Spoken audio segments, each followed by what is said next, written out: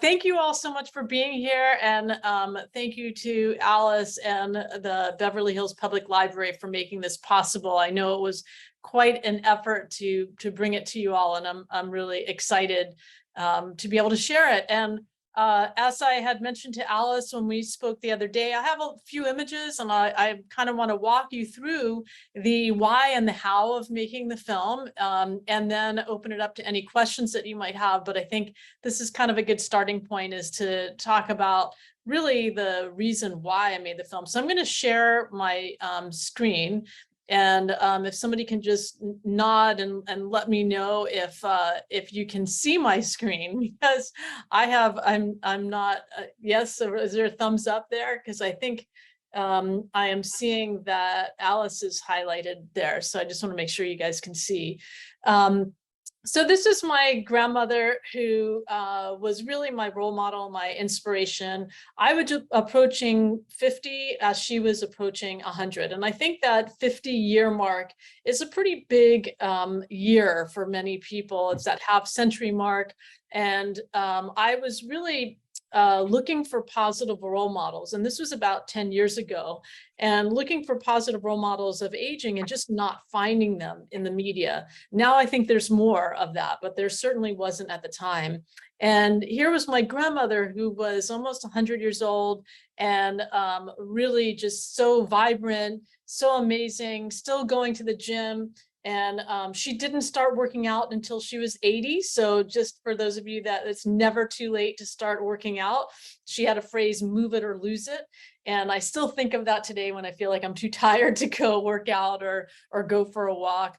But anyway, I thought, I went back for her 100th birthday, and I followed her to the gym, and I brought my cameras with me, and I had a mic on her, and I said, Grandma, can you give me some words of wisdom? And she said, words of wisdom: live life to the limits, be kind. And, I realized that there are other people out there like my grandmother, and that my task was to find those people. And so I spent the next 4 years interviewing 40 people, as you saw in the film, with a collective life experience of 3,000 years, and going back and interviewing them multiple times and really hanging out with them and getting to know them. And what a gift that was, to give myself 4 years to really do this project. I didn't have a deadline. It was something I was doing for myself, not really knowing that it was going to be a film. I thought maybe it would be a web series. I'd never done a film before. This is my first film. So if I can do it, you can do it too. I think if you're passionate about something and you have that drive, that passion, you can make it happen. And so I was lucky that I met these amazing people along the way. And, this is Blanche Brown, who's still teaching Afro-Haitian dance in ODC in San Francisco, and still making her wonderful, wonderful quilts and bags. I have one of them. Marion and Paul Wolf, I actually had breakfast with Paul this morning, and he's still going to high schools and thinking about the talks that he wants to give about his experience during World War II. And Ken Schwartz, Evie Justison, who's a good friend of mine and actually led to the next project that I'm working on, Rose Albano Ballestero, who up until about a year ago was going into high school early in the morning at like 7 in the morning to teach English as a second language as a volunteer. And so these people, I think that one of the common elements that they all had, because everybody will ask me, well, after you spent 4 years with all these people, what is that common element? What's that common thread? And I think the biggest common thread was really having a sense of purpose. And so all of these people have this wonderful sense of purpose that keeps them going. And as Alice might have mentioned, I was lucky enough to get on the film festival circuit when things were in person, had a great film festival run. We won 8 awards. My favorite thing that I did was to go to the annual Girl Scout convention with Rose Albano Ballestero, where we shared her story. I was a brownie when I was a kid, so it was just wonderful to see and share that at that convention. And there's Rose with some of the bigwigs at the Girl Scout convention. And then I remember the day that the film opened in our local theater here, and seeing the Lives Well Lived on the marquee and thinking, wow, my grandmother would be so proud of this, because little did she know what she inspired. And we've worked with AARP's Movies for Grownups, and we're out on PBS right now. But honestly, the best part of this whole process was the people that I met and the friends that I made along the way. And I'd like to say that I have 40 new grandparents as a result of working on this film. And it's just so wonderful. And so, one of the things that I realized is that I grew up in a home that had 4 generations, and many people don't have that connection to another generation, except for maybe one, their parents, that's it. And they don't really have a connection. Younger people don't have as much of a connection to older adults these days as they did when I was growing up. And so I started working with high schools and universities and creating a Lives Well Lived project where we would show the film to high school students and older adults, or college students and older adults.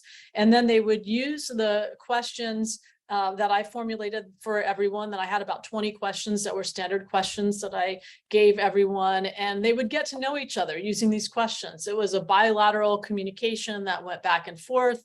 And at the end of the quarter, they'd have a big wrap party. I would do photos when we were doing it in person, and actually we're doing it in person again. And so a week from Wednesday, I'm going to be doing a photo shoot of all the 40 pairs of people that are coming together. During the pandemic, we were still doing the project, and we did it virtually, working with Senior Planet, which is part of AARP. So we felt like, especially during the pandemic, we wanted to keep this project going and to keep those connections going, because the two groups that were really the most isolated during that time were older adults and students. And so it was lovely to see those connections happen even during the pandemic. But you can see these are the connections that are made in just such a short period of time, but they become lifelong friends, and they really learn from each other. And so to see the project in the evolution and that next step, I think, is so important, because I like to say that everyone has a story to tell if we take the time to listen. We often are so busy running around and doing our day-to-day tasks, so we forget to take the time to really listen to each other. And so I love this image, which is just my grandmother and me in the very center, and the ripple effect that it can have. And this is just a small group of the number of people that have been touched by the film and connected to the film. And I'm very pleased to say that I've worked with PBS. As I mentioned, it's on PBS right now, but it's also on their PBS Learning Media site for K through 12 educators to be able to use clips of the film and then do a project called Intergenerational Connections Through Storytelling. So all the questions that I asked and a whole learning module with all the outcomes that they need to be able to plug it into a class are there. So a lot of times this was featured on their homepage for their English language arts section. And that's just a wonderful gift to be able to give out to the world. And I recently, just this past week, was named a Co-Generate 2022 Innovation Fellow. What that means is that they're honoring the work that I've been doing with interactive and intergenerational projects.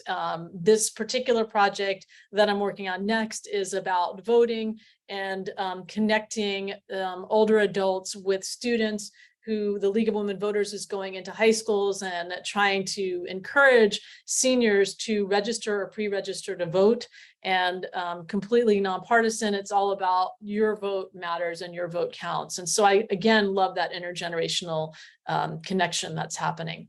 So I'm happy to answer any questions, and I am not getting any feedback right now. So that's lovely. We're not still muted, are we? No, I can hear you. Now I can hear you. If I can get started with the question, how did you find the people in your film? Yeah, so when I was thinking of doing this project, I decided to send an email blast out to my friends, family, and all the alum that I've taught over the 25 years that I've been at the university.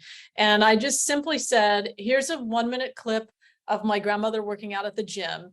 And if you have somebody in your life that's like my grandmother, who's an inspiration to you, please nominate them for this project. And I was just inundated by heartwarming, wonderful nominations from all over the country. And so that was the first pass.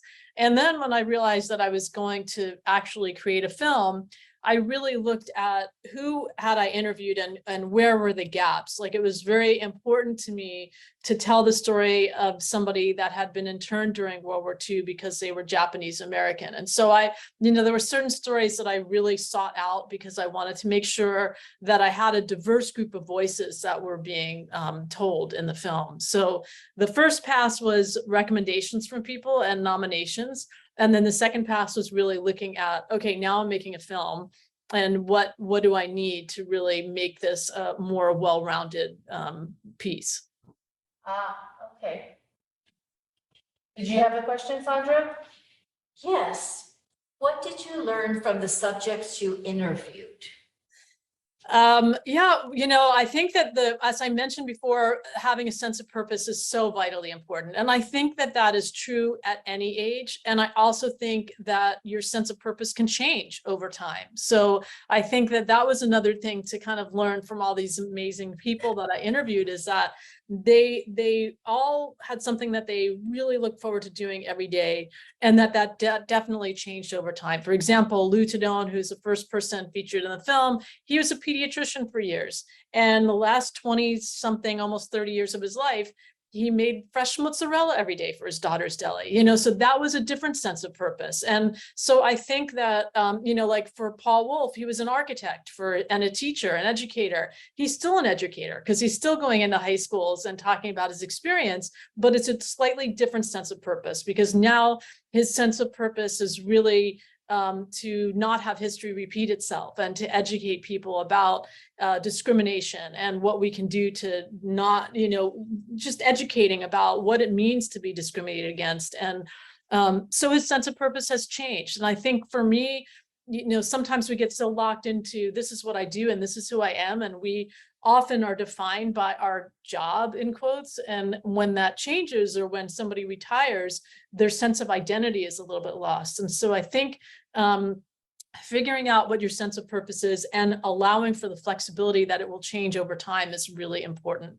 I think the other thing that I really learned was, well, there are two things. One is to really live more fully in the moment. I don't know that I was until I did this film, because I think I was really like everyone else, running around hither and yon, and the day goes by and you think, what did I do today? And you don't take a moment to pause and really just appreciate the moment. And I think that I live much more fully in the moment. I mean, like I drove down from the Bay Area to San Luis Obispo the other day, and instead of just driving down the 101, I stopped at the Redwood Forest in Santa Cruz. And then I drove down the Pacific Coast Highway. And what did it take me? Maybe an extra hour, hour and a half. But I breathed in this amazingly beautiful fresh air with the redwoods and got to see the ocean. And so, I think that I take those opportunities maybe that I wouldn't have before. And I think lastly, Abby Justison said it best. She read Viktor Frankl's book, Man's Search for Meaning, which became very important in her life and has become in mine as well.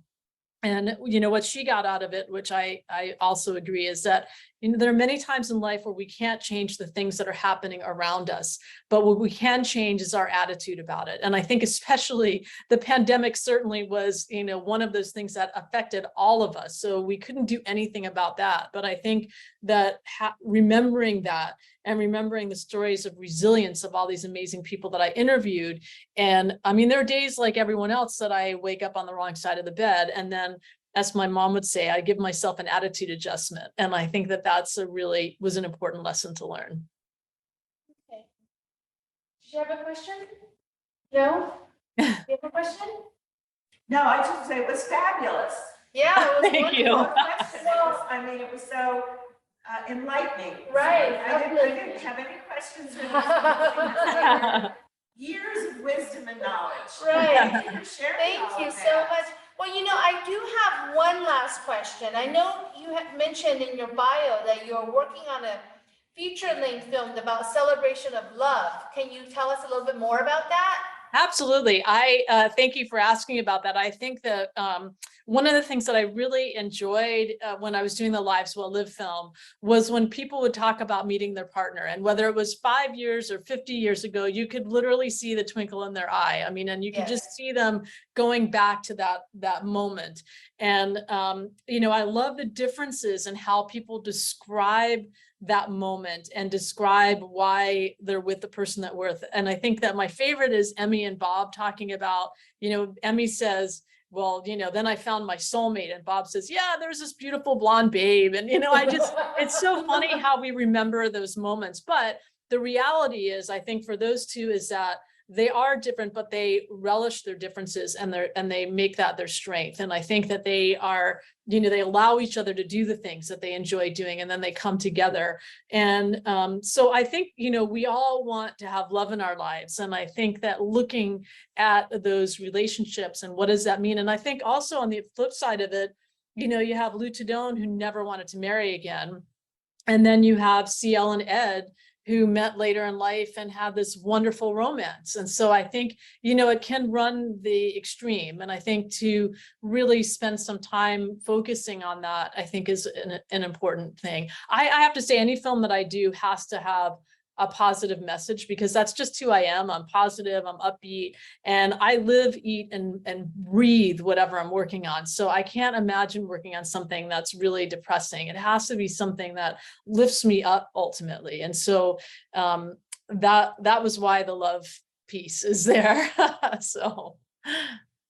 Right, no, definitely, this film had, yes, the overall messaging was very uplifting, even though the moments, the history that covered their work, but overall the messaging really was uplifting. Thank you so much, and thank you so much for joining us. Did you have any more questions, Sandra? No, thank you. Okay. One quick question Yes. is, Yep. the documentary, the footage, lots of the black and white footage about where these people came from or their childhood. Some of them must have given that to you, because I did see the British gal, when she was a child on that boat. But did you provide a lot of that footage as well? Yeah, that's a good question. And Marion Wolf, who came over to the UK from Vienna, Austria, that footage, actually, she knew it existed. So it was up to us to find it. The UCLA Film Archive owns that. It was part of the Hearst Corporation, because they filmed, it was the very first Kindertransport, so from Vienna. So they were there filming it. And just to give you an idea of why a film is expensive to make, that footage, I had to buy the rights to use that footage, and it was $90 with a second, with a 30-second minimum. So you can just multiply that out over the course of the film, and you have some idea of that. And music rights are where the biggest expenses can occur. Some of the footage I was able to find, like the National Archives, some of that is public domain. So a lot of the footage of the Japanese internment, that was from a propaganda video that our government put together to basically say how great it was that we were interning a group of our own people. And so that was free to use that footage. Some of it, as you saw, was from the families. So I set up a projector and my camera and would record as the projector was going to get some of that footage, because a lot of it was actually on, like reels. And so we, it was a lot of work doing finding the archival footage. But I really felt like that was super important, because when you see, and particularly in the Kindertransport, when you see it's Marion Wolf, you can look at her and see that it's her, and you see that connection to this 8-year-old who's getting off of the boat, and what that moment must have felt like. And one of the interesting things for me was the people from UCLA were wonderful. They sent me all the footage from that day with, time coded, so I couldn't use it in any way. But I asked if I could share it with the Kindertransport group, because there's a group of people that are survivors that, really want to see this footage. And they said, absolutely. And I remember playing that footage for Marion. I actually recorded her watching it for the first time. And she'd only seen like 4 seconds of it. And she had not seen a lot of it. And there's one little bit where she's in the back window of a car smiling. And she's like, wow, I can't believe I was smiling. That was such a, like somebody holds a camera up and our initial reaction is to smile. And then she noticed she was missing a button on her jacket, which she said my mother would never have sent me that way. And then she remembered that she had, somebody had given her the jacket, and all these memories flooded up that she, had kind of repressed, I think, until she saw all that footage. So it was really it was almost like being you're like digging around trying to find that footage. And I have to say, if anybody looked at my search engine for the things that I was searching for, you know, it would have been like Holocaust and all these terrible things that I was searching for images. But again, I really needed to find that footage. I think that makes it much more impactful when you're watching the film to have that. I think you don't want to just have a talking head for that. It just would be too boring. So thank you for noticing that. Thank you. Right, no, thank you so much for that, yeah. Thank you again, Sky, for joining us this afternoon. Really appreciate bet. it. Excellent Thank you. film. Thank you so much. What's your feature film called? I don't have a title for it. The working title is Lives Well Loved, but it's not out yet. So I'm Okay. still working on it.